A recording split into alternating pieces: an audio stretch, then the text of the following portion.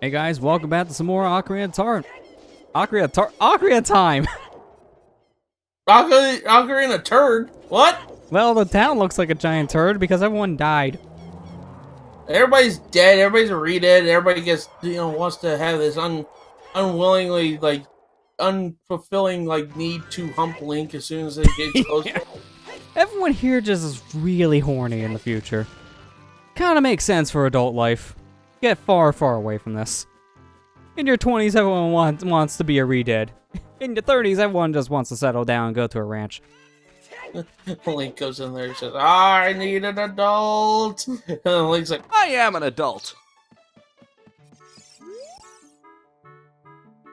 oh, hi, Malon. If you pay close attention there to the brooch on her chest, you'll see that that's actually Bowser. Really? Yeah, that's Bowser's head. Everyone from the ranch here is just a giant Mario reference because Town and Mallow are both just Mario Luigi, or Ingo and Talon. Yeah, my wires crossed here. And then you see the Bowser brooch on Malon here. This is a big old Mario reference. Yeah. I believe it's also on her child model too. It's just a little bit easier to see in that building because it's more zoomed in. But here's Ingo.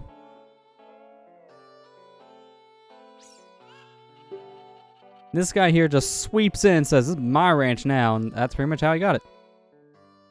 Man, I wish I could just go to random businesses and says, this is my business now. And they're like, oh shoot, we can't do anything. And then they give it over. Yeah, I mean, that'd be nice. I mean, that's what YouTube says with its copyright system. And sadly, it works. Hey, I just made this fake company name in 5 minutes and put my own stuff on there, so now I'm going to claim your video as mine. Give me your money. I'm also going to claim your face for some reason. Yep.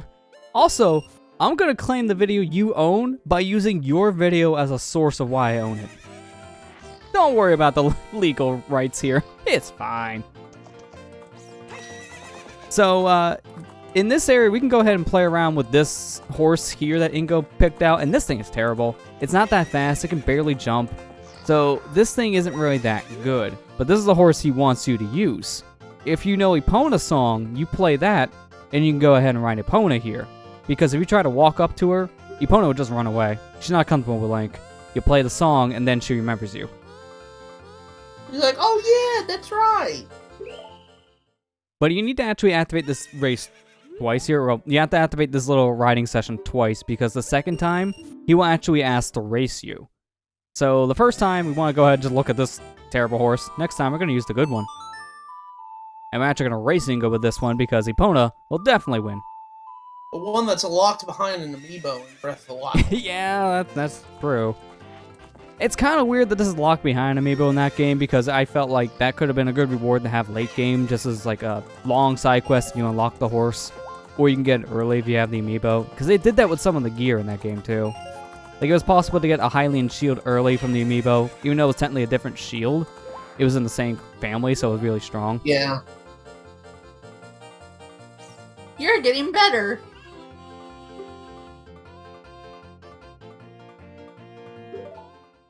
Okay, Ingo. You're on.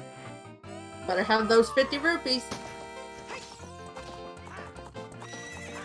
Yeah, Ingo kind of likes to cheat in this race a bit because he has infinite stamina. He's always going to whip that horse. Doesn't really do him much good because he took the slow horse. We got the good one. We could cheat in this race a bit too because we get in front of Ingo and just let his horse push ours. He won't get in front of us.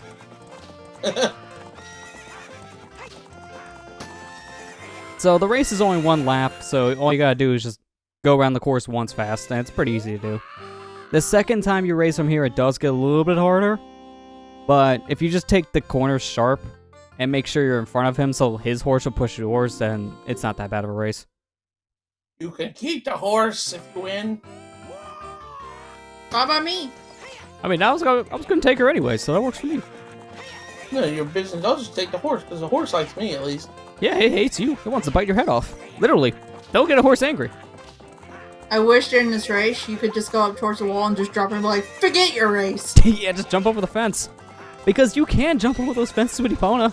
They just turn that hit detection off for the race because they don't want you cheating. It is funny, though, because you can jump over that fence without Epona, and it'll trigger the cutscene of you escaping with the horse. So in speedruns, they just bomb hover over the wall and get the horse without all this side questing. But Ingo's so mad that we won that race because he was supposed to give that horse to Ganon, but now we own it. So he's a man of his word. He'll let us keep the horse, but then he just makes us a prisoner for the rest of our life. What a trade-off. Oh, no. Well, guess I should kill myself now. Kakos, please end my life. Are you serious? End me now.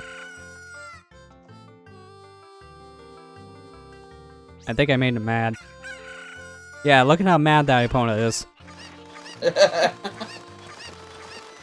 So when you're on your horse, you're actually invincible in this game. So angry the Kakus here doesn't do anything. They'll just swarm you for eternity, but they can't actually hurt you. So let's just leave Ingo with that mess. Have fun with the Kakos. That's what you deserve. Except you didn't jump off that way. Yeah, that looked a little awkward. That's one of 4 fences you could have jumped out of there. You can jump in the other 3 wooden fences around the ranch area, and that would have worked too. But I like jumping over that center fence where Ingo is, because that's the only time you can do so, and you might as well taunt the guy. Now you're going back and saying, ha ha! Yeah, pretty much. And as soon as we come in here, as you notice, things changed a bit. He's happy now, and he isn't really angry about what we did. He's fine. He's like, oh, I'm happy I'm working here. Malin whipped him in shape in like a minute. As soon as she's seen us jump over, like, gotta get the whip. What the heck? They see me rolling, and they hating. Hey, ain't I awesome? Gosh. I can freeze time while I'm talking to you. You like my horse stance? Been working on it all week.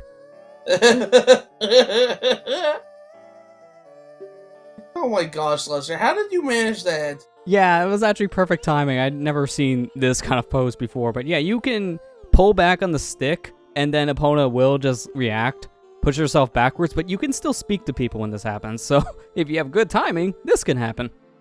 I guess we know the thumbnail of this episode. Yeah. Although what's funny is Link is still blinking. He's not moving, but he's still blinking.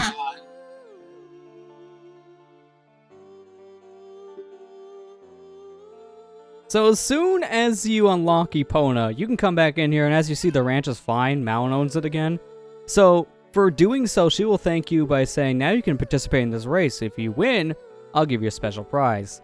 It's a 2-lap race, and you need to beat it in under 50 seconds. I can't do this one. It's kind of a tight timed race. So now you actually see how you're supposed to be beating it, because this was first attempt. This race for me nowadays is easy, but I've been playing this game for over a decade plus, so it's kind of a thing that you memorize the pattern of and just realize what's the best strat. Take advantage of your carrots timing. Whenever you jump over a fence, you actually preserve momentum longer. So the thing is, you want to jump over the fence like near the time that Epona's speed's about ready to run out, and use that to your advantage so you can keep your speed while recharging your carrots at the same time. That's pretty much what they want you to do to win this race. And the little tiny fences here, you don't even need to use the A button to go faster. Epona can just jump over them natively. These fences, on the other hand, the tall boys, not so much. You need to go fast. You just take the corners sharp and manage your carrots well. You'll be able to beat this race. 48 seconds is not a bad time. The closest I ever got was 51. No, you got right on 50.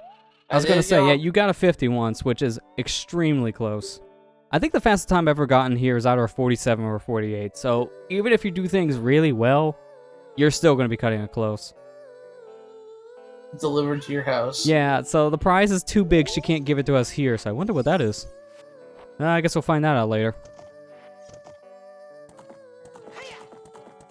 Also, it's been 7 years, you kind of forget you have a house. My house has been Temple of Time for a long time, so I'm just going to escape again. How does she know where you live? You never told. That's a good question. She's stalking me?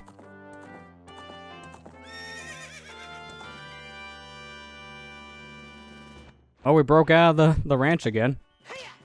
Well, that just happened. I guess we'll go find out what awaits us.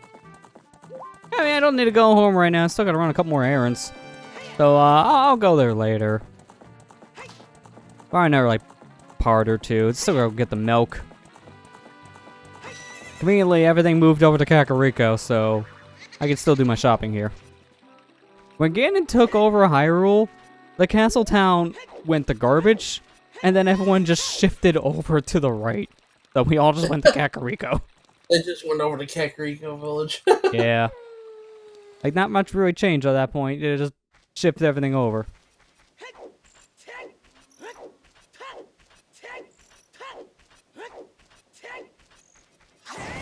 I mean, this town was already full from the start, so where did they put everyone? Yeah, I mean, that's a good question. I mean, they had to build a new house in 7 years. But that building here, the red building, just has an archery minigame. So, yeah, where the people live. They all just sleep there at night. Going to the graveyard.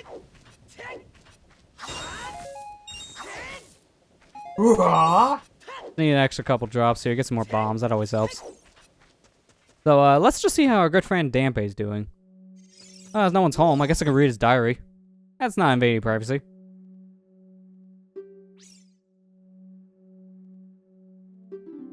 Oh. Well, that's depressing. 7 years he died. Man, that heart attack came up quick.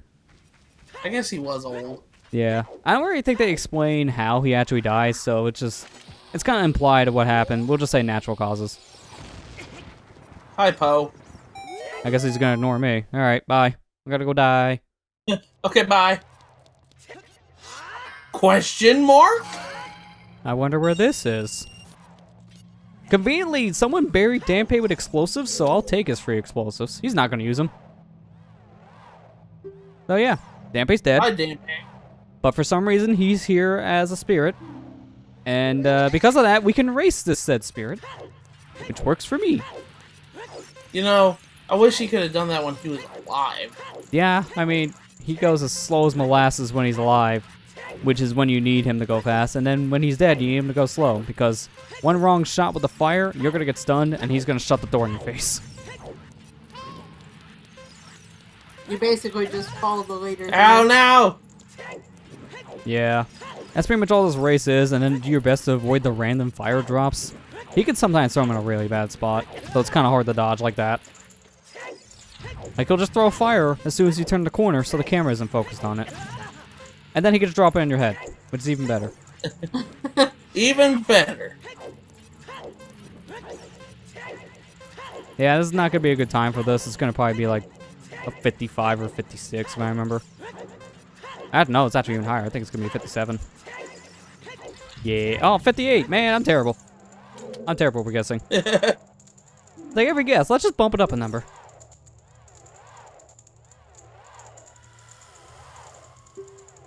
You were very quick to be able to keep up with me. Especially when I drop like 5 fires on you. How are you still alive? You should be dead like me. So yeah, by racing him here, he will give us his prized possession, as he calls it. He doesn't need it anymore, he's dead. So it's like, here, you can just have this. I can't use it. I got infinite fire, that's better.